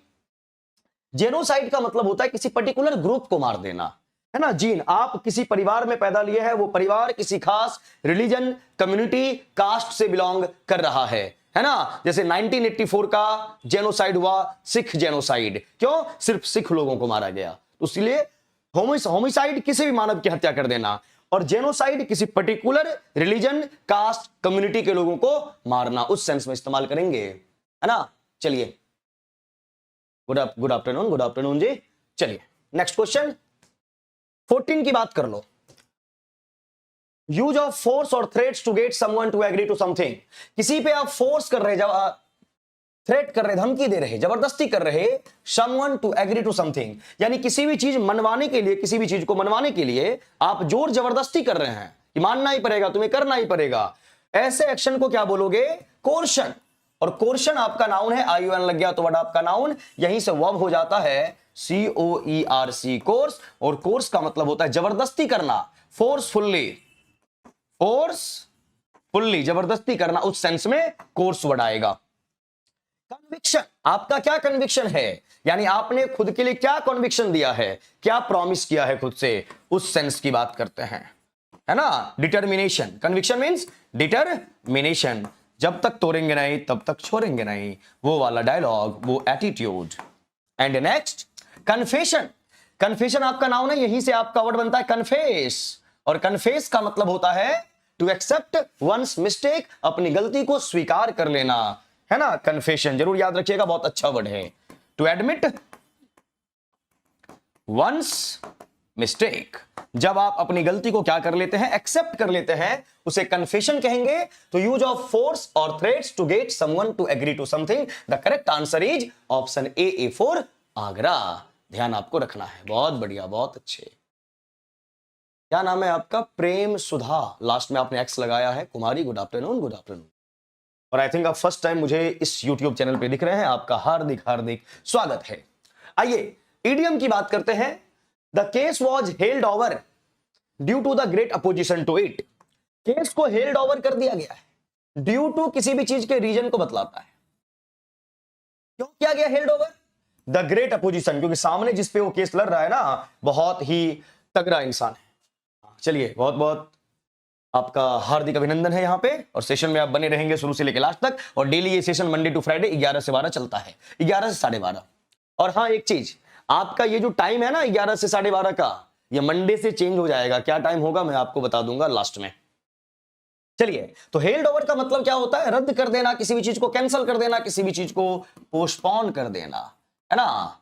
स्टॉप, रोक दिया गया नहीं, पोस्टपोन, केस को रोका नहीं जाता है, अगली नेक्स्ट डेट के लिए, तारीख के लिए बढ़ा दिया जाएगा, पोस्टपोन कर दिया गया है। ड्रॉप भी रोकने के सेंस में होगा। करेक्ट आंसर बी होता है, हेल्ड ओवर, किसी भी चीज में कुछ समय के लिए रुकावट डाल देना, बी आंसर है, ध्यान रखेंगे। नेक्स्ट आपका plug lonely furrow. Plug lonely furrow का मतलब प्लग है ना, खेत में लोग जाते हैं ना जी, किसान लोग। लोनली मतलब अकेला, फ्यूरो कुछ काम करना, आप अकेले काम कर रहे हैं, कोई आपके साथ सपोर्ट करने वाला नहीं है। तो plug a lonely furrow idiom है, उसका मीनिंग होता है रिमेन अनअफेक्टेड, यानी किसी भी चीज का प्रभाव आप पे नहीं पड़ा, ऐसा तो नहीं है। Do without the help of others, यानी किसी की मदद आपको नहीं मिल रही फिर भी आप लगे हुए हैं। जैसे आपने दशरथ माझी के बारे में जरूर सुना होगा, पहाड़ को तोड़ के रास्ता बना दिया उन्होंने अकेले। सर्वाइव इन आइसोलेशन, आइसोलेशन का मतलब होता है अकेला, अकेले में रहना, ये नहीं है, किसी भी काम को अकेले करना, बी फॉर बॉम्बे, है ना। चलिए बहुत बढ़िया। ये एडवर्टीजमेंट मेरे में, कौन सा एडवर्टीजमेंट भाई?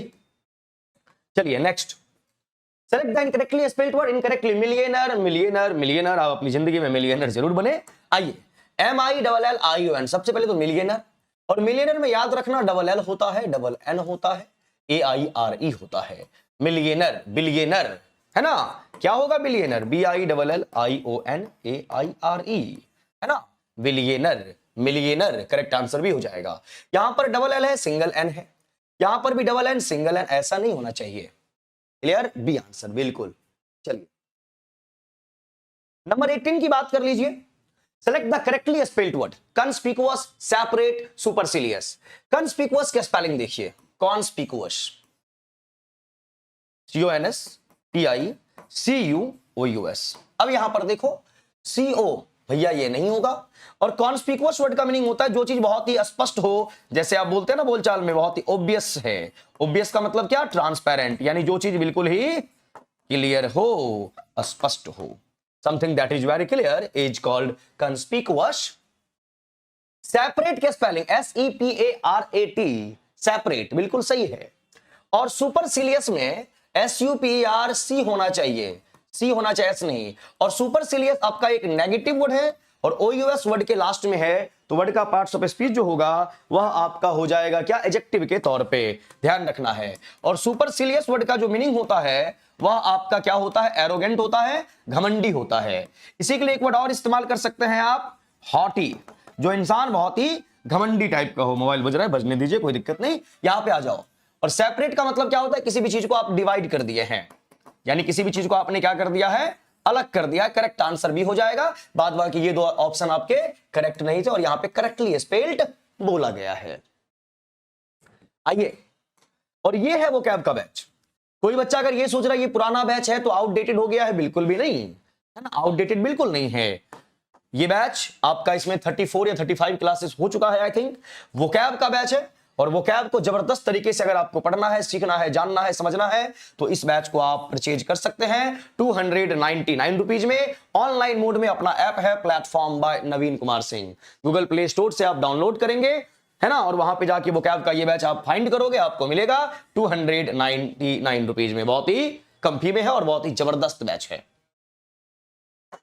आइए, prepositional based questions. Exercise is necessary dash or good health.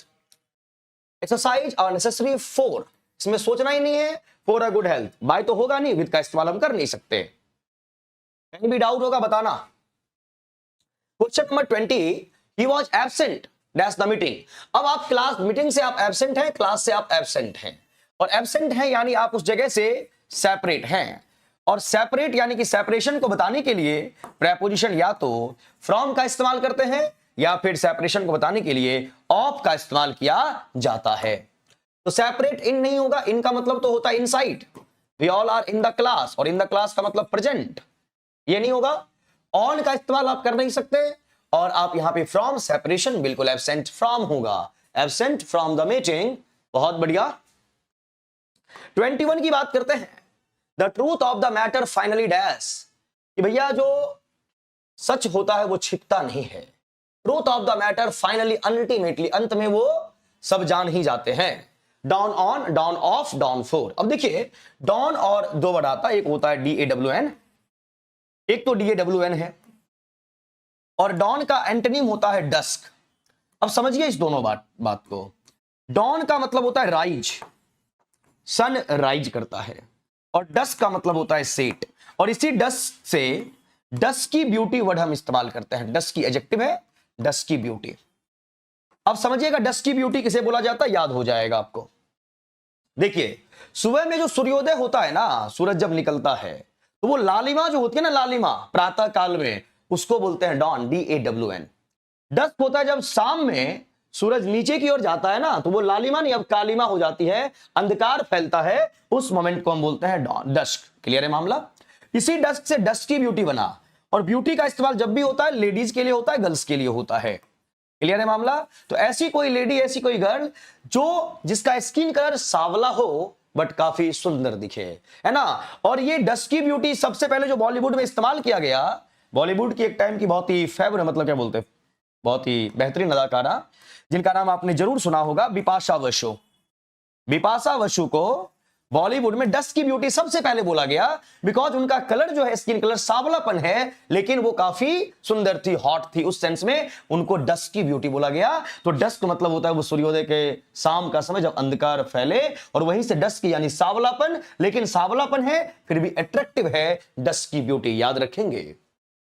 तो डॉन ऑन यानी अभी ऑन हुआ है, यानी आगे आगे रिवील हो रहा है वो चीज सबके सामने, और प्रकाश फैलेगा तो हर एक चीज आपसे, आपके सामने होगा। Don off, put off the light यानी बत्ती बुझा दीजिए। डॉन ऑफ की बात करेंगे तो कहीं ना कहीं डार्कनेस का मामला होगा। और डॉन फोर ये भी होता है, बट ये किसी भी चीज को एक्सप्लेन करने के लिए, किसी भी चीज को क्या बोलते हैं, मेंशन करने के लिए।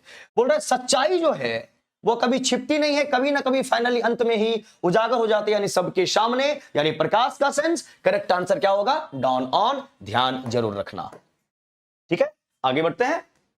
22, find the correct punctuated sentence. Punctuations आपके एग्जाम में पूछे जाते हैं। हाँ सर, नो नो, हाँ चलिए, गाना बोल दिया आपने। Find the correct punctuated sentence.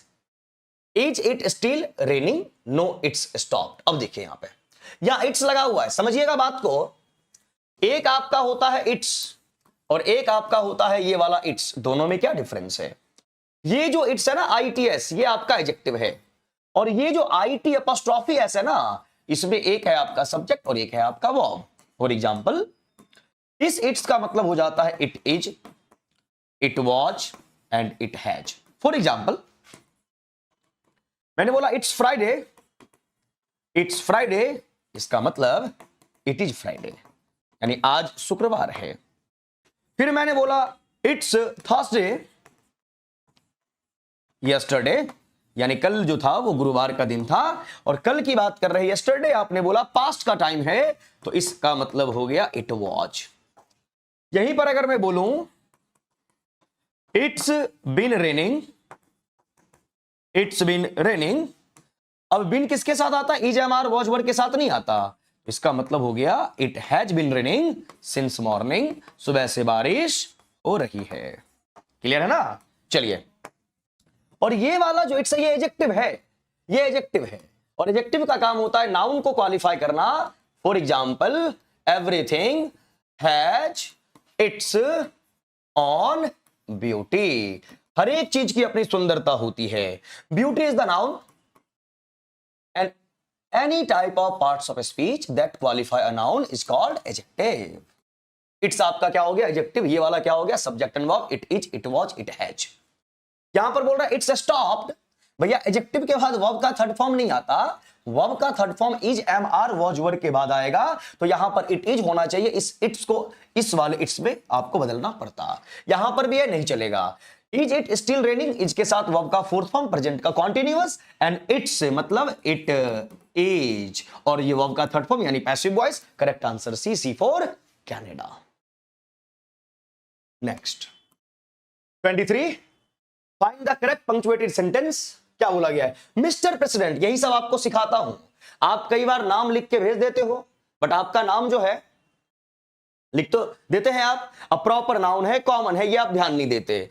Mister president बोला गया, भाई मिस्टर का एम होना चाहिए कैपिटल, मिस्टर का एम कैपिटल, रॉन्ग हो गया।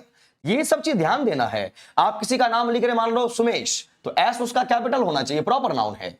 Mister president just return to Scotland from his visit in South Korea. यहां पे देखिए, mister president just return, Scotland का एस आपने कर दिया स्मॉल, कैसे होगा? स्कॉटलैंड एक प्रॉपर कंट्री का नाम है, प्रॉपर सिटी का नाम है, तो भैया वो एस जो है कैपिटल होना चाहिए। From his south Korea, correct answer भी होगा, सी भी आपका नहीं होगा। ये क्वेश्चन प्रीवियस ईयर होते हैं बीपीएससी के, या आप अपने मन से करवाते हो? देखिए बीपीएससी में तो 3 बार एग्जाम ही हुआ है, टीआरई 1, टीआरई 2, टीआरई 3, तो कितना वर्ड अभी कलेक्ट होगा बीपीएससी में? देश भर में जितने भी एग्जाम्स होते हैं, टीजीटी पीजीटी के जितने भी हो रखे हैं, सभी से क्वेश्चन कलेक्ट करते हैं, है ना? ये सोर्स होता है मेरा। चलिए, तो ये क्वेश्चन बढ़िया नहीं लग रहा आपको? कमेंट जरूर करेंगे यस और नो करके। क्वेश्चन बढ़िया नहीं लग रहा क्या? फाइंड द करेक्ट पोएटिक और literary device, figure of speech in the given sentence. Hope is the poor man's bread. Hope जो होता है ना, उम्मीद, वह किसी भी गरीब आदमी के लिए एक ब्रेड का काम करता है, रोटी का काम करता है। जिंदगी में कुछ भी नहीं हो रहा है, लेकिन एक उम्मीद जगी हुई है, आज नहीं तो कल कुछ ना कुछ तो होगा, उस सेंस में तो होप जो है वो ब्रेड है। अब यहां पे होप का कंपैरिजन आपने ब्रेड से कर दिया कि ये खुराक है किसी भी इंसान के लिए जिंदगी में आगे बढ़ने के लिए, और खास करके जिसके पास कुछ ना हो उसके लिए उम्मीद ही सहारा होता है। तो होप का कंपैरिजन ब्रेड से हुआ है, और कंपैरिजन हुआ है एज लाइक वर्ड का इस्तेमाल नहीं, तो सिमिली तो होगा नहीं। पर्सोनिफिकेशन के बारे में कई बार बता चुके भाई साहब, कोई जानवर हो या कोई नॉन लिविंग चीज हो, उसको आप ऐसे ट्रीट कर रहे हैं जैसे वो लिविंग है ना, उसको हम बोलते हैं पर्सोनिफिकेशन, है ना? उस सेंस में जैसे बोला जाए कि रिवर्स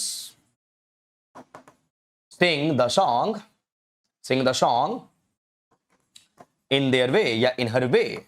नदियां अपने तरीके से गाना गाती है। अब नदी गाना कैसे गाएगी भैया? गाना तो कोई इंसान गाएगा। तो आप नदी को कैसे प्रस्तुत कर रहे हैं जैसे ये सिंगर हो, इसी को बोलते हैं पर्सोनिफिकेशन। और मेटाफर में क्या होता है, आप कंपैरिजन करेंगे बट एज और लाइक नहीं होगा। करेक्ट आंसर होप का कंपैरिजन ब्रेड से, right answer option A for Agra.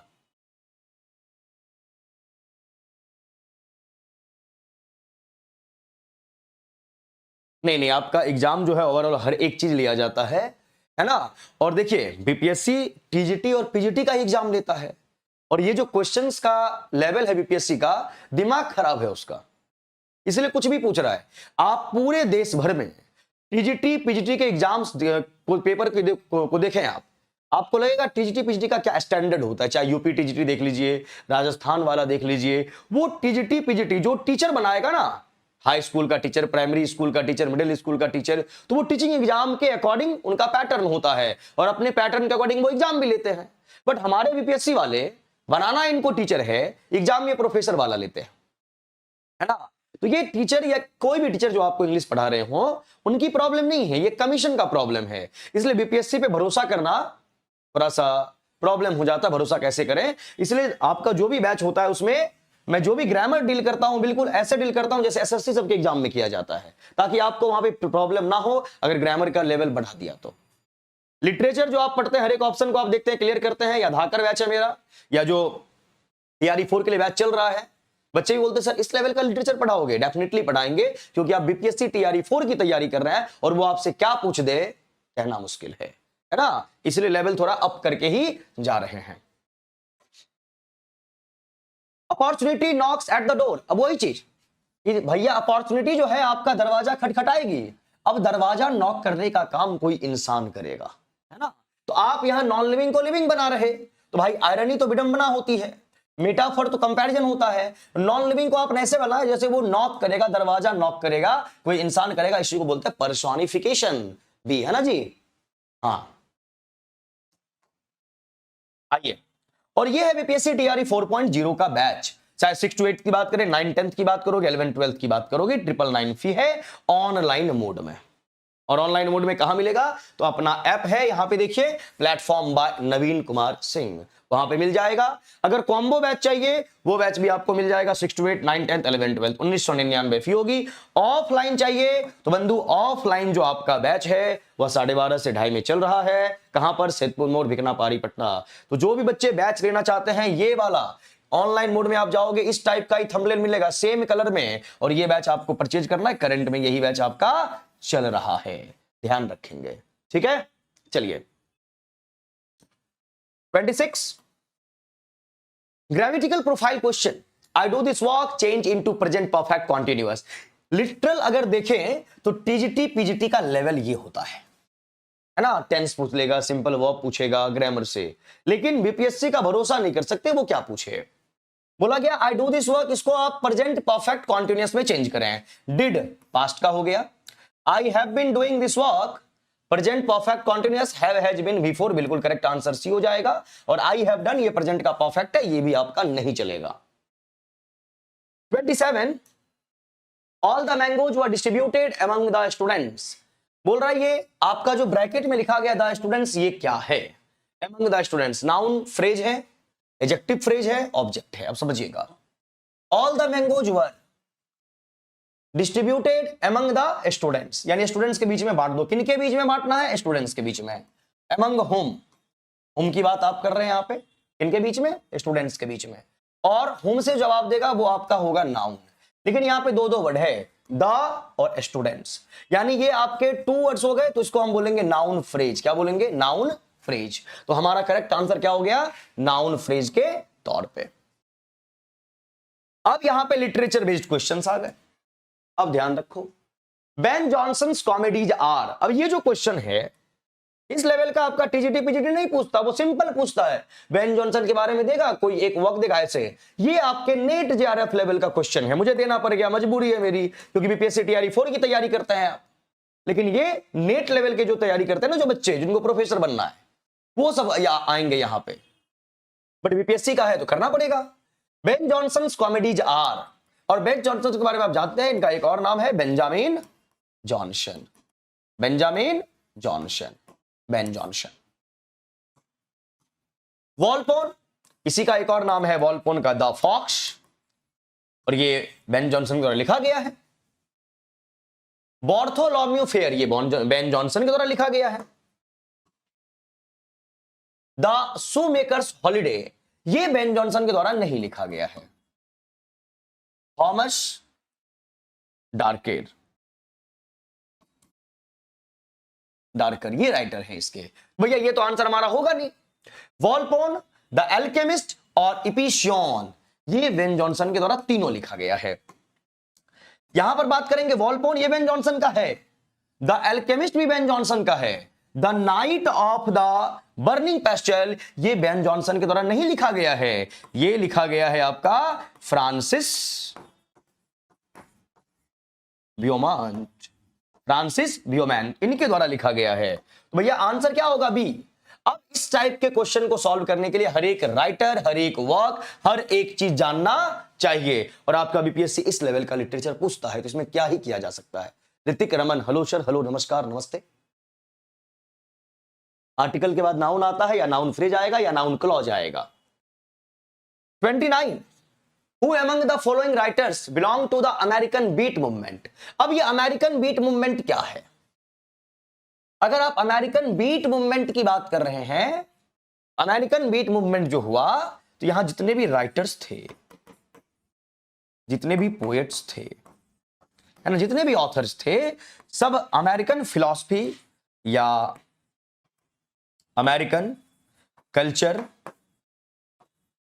Custom को अपग्रेड करने की बात की है, और वहां पे कैसे कस्टम कल्चर चेंज हो रहा है, ट्रांजिशन देखने को मिल रहा था, उस चीज की बात कर रहे थे। हर एक 5 साल 10 साल के बाद हर एक समाज में कुछ ना कुछ परिवर्तन देखने को मिलता है। तो ये जो आपका बीट मूवमेंट आया था अमेरिकन लिटरेचर में, उस समय जितने भी राइटर्स, जितने भी पोएट्स थे, वो अमेरिकन कल्चर कस्टम में जो ट्रांजिशन आया है, जो बदलाव आ रहा है, उस पर लिखने का उन्होंने काम किया था, है ना। एलेन किन्सबर्ग, इनका पूरा नाम है इरविन एलेंस गिनबर्ग, और ये तीनों राइटर, चाहे आप एलन गिन्सबर्ग की बात करें, मार्क बियर्ड की बात करें, यानी आइजैक, इसको आइजैक पढ़ेंगे, आइजैक मैककैस्ली, आइजैक मैककैस्ली, ये तीनों राइटर आपके अमेरिकन राइटर्स हैं। जरूर आप ध्यान रखेंगे, जरूर आप पढ़ेंगे इसे गूगल से, विकिपीडिया से, ठीक है। हाँ, Allen Ginsberg, Irwin Allen Ginsberg, correct answer ये हो गया, correct. 30, imagined communities is a concept propounded, propound का मतलब क्या होता है, produce, propound means produce, generate, किन्होंने लाया, इस सेंस में। Imagined communities is a concept, आप हमें इस कम्युनिटी पे, इस कॉन्सेप्ट पे, ये कॉन्सेप्ट था, इस कॉन्सेप्ट पे बुक लिखा गया, और ये बुक का पब्लिशिंग ईयर क्या है ये आप हमें बताएं। इसका पब्लिशिंग ईयर क्या होगा ये आपको बताना है। Benedict Anderson, Benedict Anderson, Homi Bhabha, Homi Jehangir Bhabha, पूरा नाम है। एजाज अहमद, एजाज अहमद जो हैं इंडियन बॉर्न अमेरिकन फिलोसफर हैं। अब बोलेंगे इंडियन बॉर्न अमेरिकन फिलोसफर, इसका क्या मतलब हुआ सर? यानी भारत में पैदा हुए, अमेरिका में जाके सेटल हो गए, भारतीय मुल्क के हैं और फिलोसफर हैं, इसीलिए एजाज अहमद साहब को इंडियन बॉर्न अमेरिकन फिलोसफर कहा गया। अब इमेजिन्ड कम्युनिटी जो कि एक कॉन्सेप्ट था जिसपे बुक लिखा गया, उन्होंने लिखा है बेनेडिक्ट एंडरसन ने, बेनेडिक्ट एंडरसन ने, और ये अमेरिकन राइटर हैं। बेनेडिक्ट एंडरसन की अगर बात करेंगे तो ये अमेरिकन ऑथर हैं, अमेरिकन ऑथर, क्लियर है मामला। अब आइए यहां पे, ये बुक कब पब्लिश हुआ कौन बताएगा मेरे को? 1983, 1983, वेरी गुड, बहुत बढ़िया। चलिए 31, this year John Keats passed away, किस वर्ष जॉन किट्स की डेथ हुई? अगर आप जॉन किट्स के बारे में बात करते हैं तो जॉन किट्स को क्या बोला जाता है? Beauty poet. अगर जॉन किट्स के बारे में हम बात करते हैं तो जॉन किट्स साहब को क्या बोला जाता है?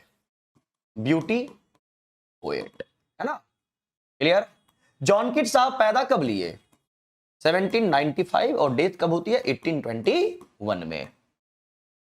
अब देखिए ब्यूटी पोएट जॉन किट्स को, प्रीवियस कॉन्सेप्ट को हम थोड़ा सा रिवाइज कर लें। नेचर पोएट या लेक पोएट किन्हें बोला जाता है आप अच्छे से जानते होंगे। नेचर पोएट या लेक पोएट की जैसे ही हम बात करते हैं तो वो हमारे हैं विलियम वर्ड्सवर्थ। और कल ही पढ़ाया था कि पिजेंट पोएट किसे बोला जाता है। संडे को भी क्लास लिया था, बताया था, और एक दिन और प्रैक्टिस करवाए थे। पिजेंट पोएट किन्हें बोला जाता है? John Clare, John clear.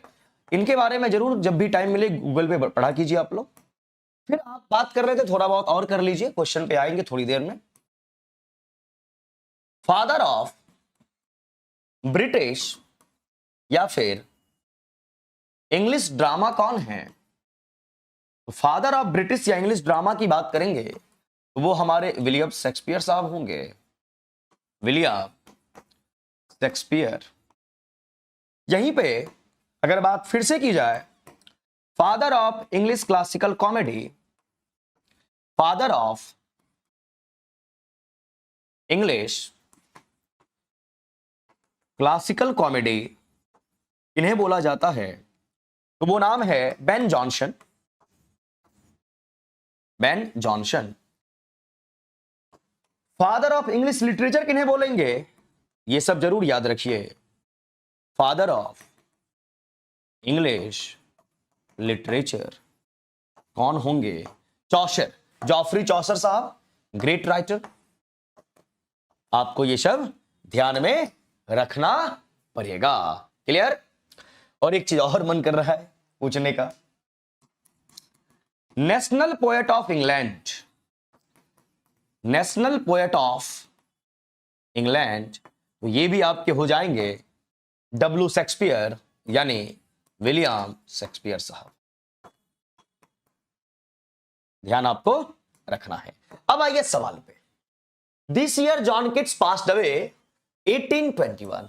1821। बहुत बढ़िया, बहुत अच्छे, शानदार, जबरदस्त। इसको पढ़िएगा जरूर और ये बोर्ड पीडीएफ आपके टेलीग्राम चैनल प्लेटफॉर्म टीचर पे चला जाएगा। When was his poem fancy? Fancy किनका पोएम है? जॉन किट्स का है। जॉन किट्स,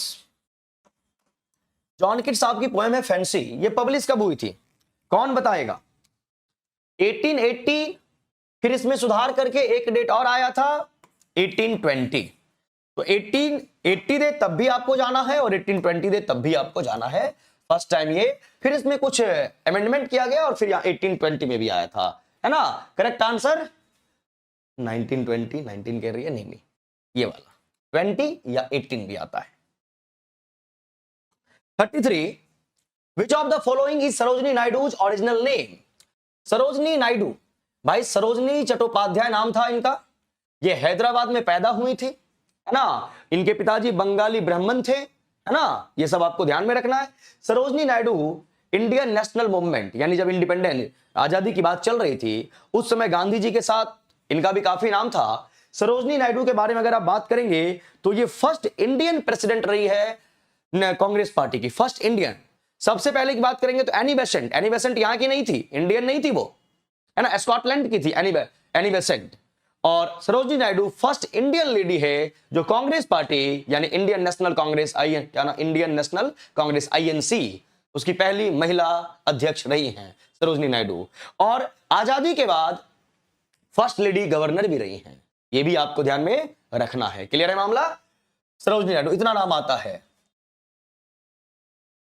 क्या बोला गया? विच of the following is Sarojini Naidu original name? Chattopadhyay. अब नायडू कहां से आया? जब इनकी शादी हो गई, और शादी जो इनकी हुई थी इंटरकास्ट मैरिज। जब हम धाकर बैच में सरोजनी नायडू के बारे में पढ़ाएंगे तो कहानी बताएंगे। सरोजनी नायडू और इनके जो हस्बैंड है, नायडू टाइटल था उनका, और इंटरकास्ट मैरिज उस दौर में हुई थी, यानी दोनों का कास्ट अलग अलग था।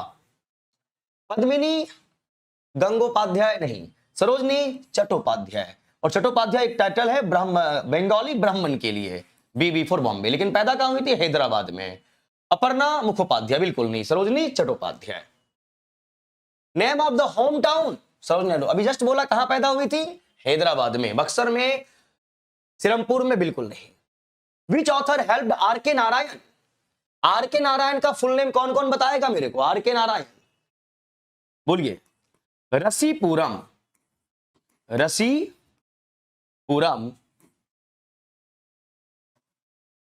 Krishna Swami, Rasipuram Krishna Swami Iyer, Iyer south Indian accent, Narayan Swami क्या नाम है? रसीपुरम कृष्णा स्वामी अय्यर नारायण स्वामी, इस तरीके से नाम लिया जाता है साउथ इंडियन का, साउथ इंडियन लोगों का। R.K. नारायण काफी कमाल का नाम है। और इन्हीं का एक फिक्शनल कैरेक्टर, फिक्शनल सिटी है मैलगुडी, जरूर पढ़िएगा, गूगल पे TRE 2.0 में देखने सुनने को मिला था। और जब भी R.K. नारायण की बात करते हैं तो मैलगुडी वर्ड आ जाता है। विच author helped R.K. Narayan get his novels published? इनके एक दोस्त हुए, एक ब्रिटिश राइटर जिनका नाम है Henry Graham green. Henry Graham green, Henry Graham green इनके दोस्त भी हुए और इनको गाइड भी किए। और हेनरी ग्राहम ग्रीन ने बोला कि आप इंग्लिश ऑथर हैं, है ना, इंग्लिश ऑथर हैं आप, और आपका जो नाम है R.K. नारायण, ये शॉर्ट में ठीक ठाक है, लेकिन रसीपुरम कृष्णा स्वामी अय्यर नारायण स्वामी, ये जो नाम है आपका, ये ब्रिटिश लोगों को या जो इंडिया से बाहर रहने वाले लोग हैं जिनकी भाषा हिंदी नहीं है, इंग्लिश है, वो लोग आपका नाम नहीं ले पाएंगे। इतना जटिल, इतना कॉम्प्लिकेटेड नेम है आपका। तो ये जो आप बोलते हैं रसीपुरम कृष्णा स्वामी अय्यर नारायण स्वामी, इसको छोटा कीजिए। तो ये जो R.K. नारायण शॉर्ट नाम किया गया था इनका, रसीपुरम कृष्णा स्वामी अय्यर नारायण स्वामी का, ये हेनरी ग्राहम ग्रीन के कहने पे ही किया गया था कि अगर छोटा नाम रखेंगे तो इंग्लिश जो आपके रीडर होंगे वो भी आपको पढ़ेंगे। वैसे आपका इतना बड़ा नाम लेने में हम लोग नहीं ले पाएंगे नाम, इनका ये कहना था और इन्होंने इनके नाम को छोटा किया था। कहानी हम पढ़ेंगे जब R.K. नारायण के बारे में पढ़ेंगे। और ये इनके बहुत अच्छे दोस्त हुए और बहुत गाइड किए किनको, आर के नारायण को। किन्होंने? हेनरी ग्राहम ग्रीन ने। तो ग्राहम ग्रीन। अरुंधति रॉय का नाम आपको मालूम होना चाहिए, इंडियन राइटर है और कमाल की राइटर है ना, इंडियन राइटर है। और 1997 में इन्हें बुकर प्राइज मिला था। आप मुझे बताओगे फॉर विच वर्क, किस काम के लिए? इंडियन राइटर है अरुंधति रॉय। 1997 में अरुंधति रॉय को बुकर प्राइज मिला, किस वर्क के लिए? ये आप बताएं मेरे को। और जेम्स जॉयस के बारे में कई बार बता चुका हूं। जेम्स जॉयस की एक नॉवेल है यूलिसेस, यूएलवाई जरूर आप पढ़ेंगे, यूलिसेस 1922 में पब्लिश हुआ है। क्लियर है मामला? ध्यान रखना है। जेम्स ऑगस्टाइन एलोयसस जॉयस, ध्यान रखना। इसका आंसर देना 1997 में अरुंधति रॉय को बुकर प्राइज मिला, किस वर्क के लिए? कौन बताएगा? The God of small things, the God of small things, है ना, ध्यान रखना है। और 1997 में यह पब्लिश हुआ और इसी के लिए अरुंधति रॉय को 1997 में बुकर प्राइज दिया गया। ये आपको ध्यान में जरूर रखना है, ठीक है। चलिए, बहुत बढ़िया, बहुत अच्छे, लाजवाब, जबरदस्त। ये है आपका कॉम्प्रिहेंशन पैसेज। थोड़ा सा लंबा चौड़ा हो सकता है ये पैसेज, चलो एक बार फिर से पढ़ लें। हो सकता है बहुत बच्चे किसी ना किसी यूट्यूब सेशन में मेरे साथ इस पैसेज को पढ़े होंगे एक बार, क्योंकि मुझे लगता है मैंने ये पैसेज पहले भी ऑलरेडी पढ़ा रखा है। क्या है, एक बार पढ़ते हैं इसको। Mount Vesuvius, a volcano located between the ancient Italian cities of Pompeii and Herculaneum, has raised much attention because of its frequent and destructive eruptions. यानी यहां से लेके यहां तक एक सेंटेंस है और क्या बोला गया है? माउंट वेसुवियन बोला गया और उसके बारे में फिर यहां से जानकारी दे रहा है कि ये है क्या। तो a volcano located between the ancient Italian cities of Pompeii and Herculaneum। अब मैं आपसे अगर पूछूं ये दोनों ब्रैकेट के बीच में ये क्या है, तो इसको हम बोलते हैं एडजेक्टिव क्लॉज। जब आप पैसेज को ब्रेक करना सीख जाओगे ना कि कौन सा वर्ड क्या है, फ्रेज है, क्लॉज है, क्या है, आपको आराम से आ जाएगा। अब एडजेक्टिव क्लॉज क्यों बोला मैंने इसे? क्योंकि माउंट वेसुवियस ये किसी का नाम है और नाम है तो नाउन हुआ। नाउन के बारे में जो भी आपको वर्णन देगा, डिस्क्राइब करेगा, वो एडजेक्टिव कहलाएगा।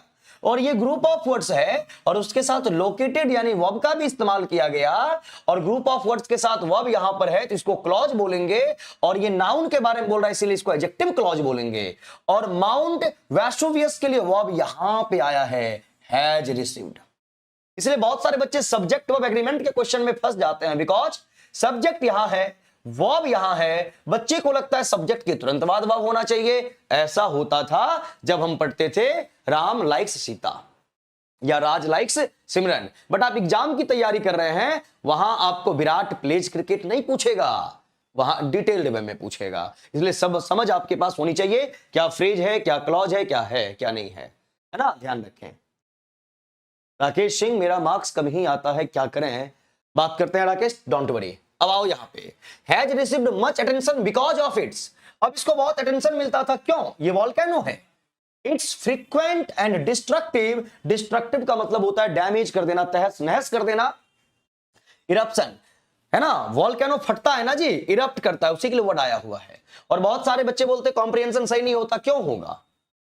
क्यों होगा सही? जब पैसेज की बारी आती है बहुत सारे बच्चे निकल जाते हैं। और जो चीज प्रॉब्लम है, जो चीज आपका वीक है, उसको स्ट्रॉन्ग करने के लिए आपको काम करना पड़ेगा। और पैसेज जैसे ही आता है बच्चे गायब होने लगते हैं, तो फिर यह नहीं होगा, फाइट तो करना पड़ेगा। The most famous of this eruptions occur का मतलब होना है in AD 70-90। The volcano had been inactive, बाद में इनएक्टिव रहा फॉर सेंचुरीज तक।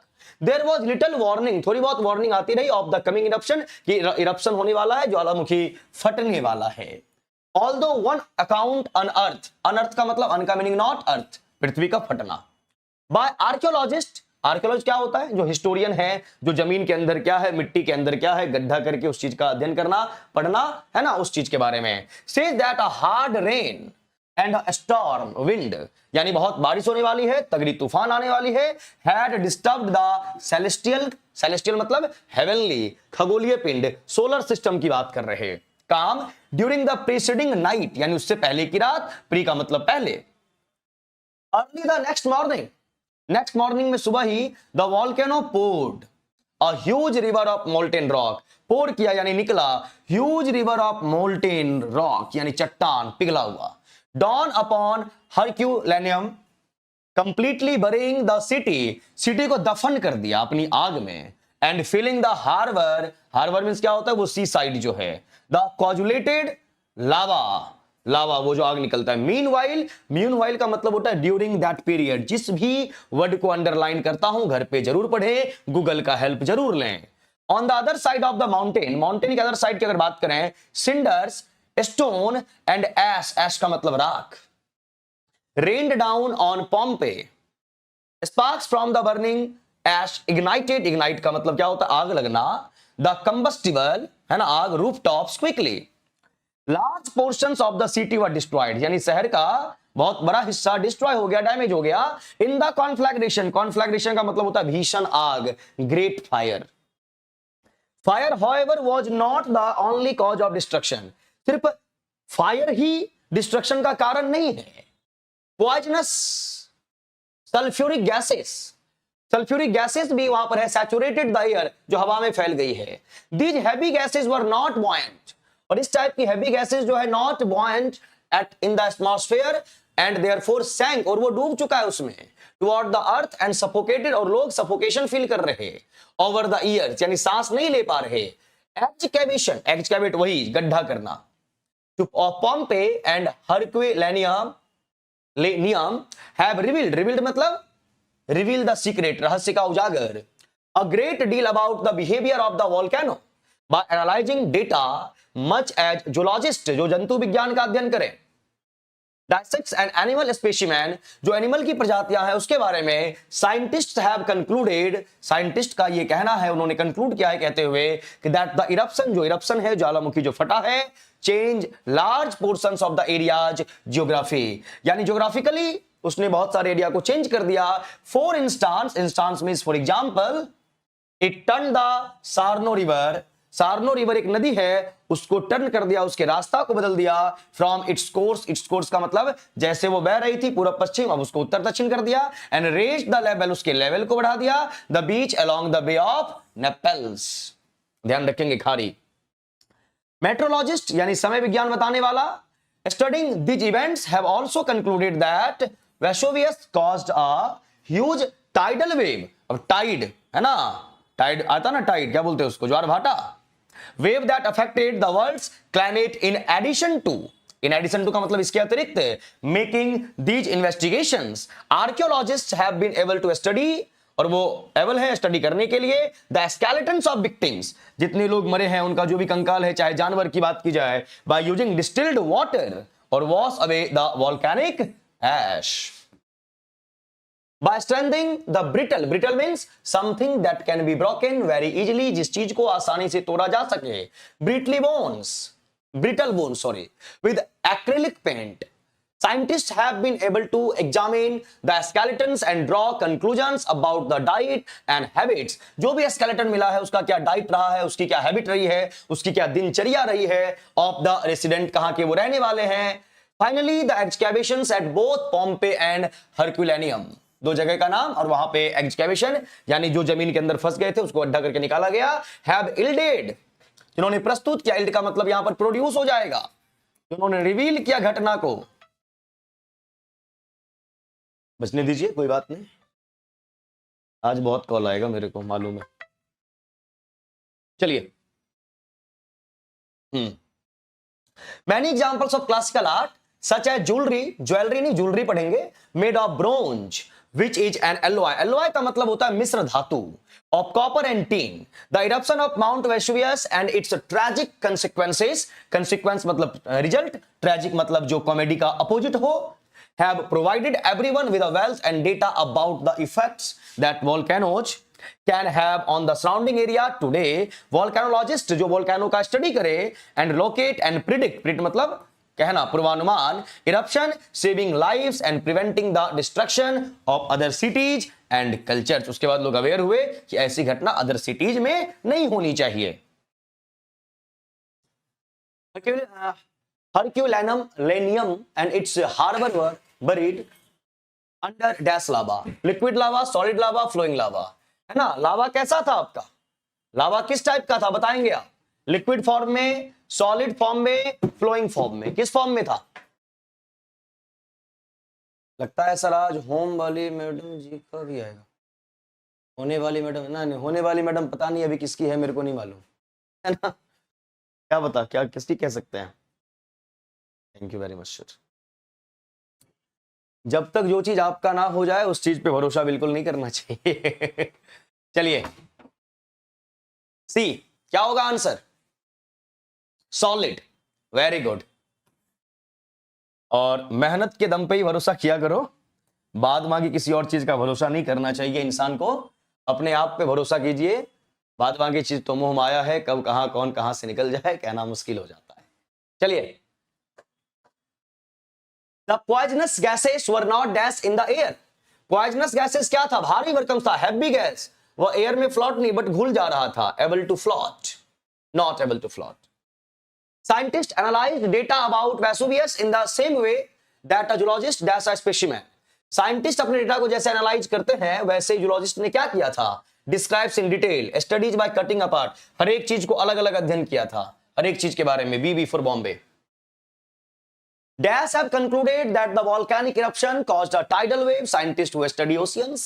Dash have concluded that the volcanic eruption caused a tidal wave. Tidal wave मतलब ज्वार भाटा। Scientists who study oceans. Scientists who study atmospheric conditions. Scientists who study ash.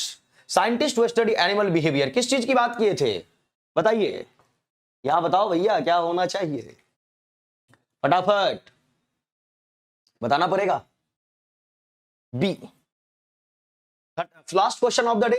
Scientists have used dash water to wash away volcanic ash from the skeletons of victims. है ना, bottled, volcanic, purified. किसके साथ जाएंगे? Scientists have used dash water. किस water का use किया गया था? Wash away volcanic ash from the skeleton victims. कौन बोलेगा? 40 number, last question of the day. Channel का नाम क्या है? मच्छर, वाह वाह कमाल का नाम है। बोलो बोलो बोलो। Volcanic volcanic volcanic volcanic, very good. चलिए, तो ये भैया आज का सेशन था, सेशन हुआ हमारा कंप्लीट। और हो सकता है कि मंडे से हमारा ये सेशन जो है, देखिए ये सेशन आपका जो 11 से चल रहा है, ये मंडे टू फ्राइडे ही चलता है। कल सैटरडे संडे है, कल इसी चैनल पे इस टाइम हम नहीं मिलेंगे, इसी चैनल पे हमारी जो मुलाकात होगी रात में 8:30 में होगी। सैटरडे संडे को इसी यूट्यूब चैनल पे आपका जो यूट्यूब सेशन होता है इस टाइम में ना होके 8:30 बजे रात में, और मंडे टू फ्राइडे मॉर्निंग में। बट मंडे से आपका ये टाइमिंग चेंज हो जाएगा और ये 11 बजे से ना होके 9:30 से 11 होगा। आप मेरे यूट्यूब सेशन में बने रहोगे, वहां आपको मालूम चल जाएगा कब होना है। तो मंडे से ये टाइम आपका चेंज हो सकता है, बिकॉज मेरा 12:30 बजे बैच होता है और उस बैच के लिए मैं डिले हो जाता हूं, लेट हो जाता हूं। तो 9:30 से 11 इसका टाइम रहेगा। आप ये जो ये टेस्ट देते हैं वो 8 से 8:30 में देते हैं, है ना, मॉर्निंग में 8 to 8:30। तो 9:30 to 11 आपका टेस्ट डिस्कशन होगा, ये ध्यान रखेंगे आप। हाँ मॉर्निंग में, हाँ मॉर्निंग में ही होगा, मॉर्निंग में ही टाइम है। सर ये बताएं कि वोकैबुलरी का आने वाला बैच लिया जाए या ये ले लो, ये वाला बैच ले लीजिए, ठीक है। और रात में 10 से 11 जो आपका यूट्यूब सेशन है, उस चैनल का क्या नाम है, नवीन कुमार सिंह, वहां पे आपको आना जरूर है। और सारे बच्चे आए, सारे बच्चे को आना है वहां पे, इस बात का ध्यान रखेंगे आप।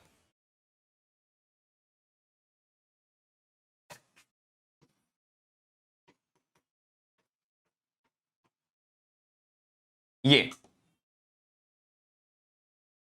जिनका मार्क्स नहीं बढ़ रहा है आप मेरे से पूछ सकते हैं क्या कारण है। और बताओ सेशन कैसा लगा आज का, मजा आया कि नहीं आया? हाँ एकदम पूछ लीजिएगा, लेकिन अभी नहीं, फ्री होने मैसेज कर देना, मैं देख लूंगा। सेशन कैसा लगा ये बता दें, ठीक है, ओके।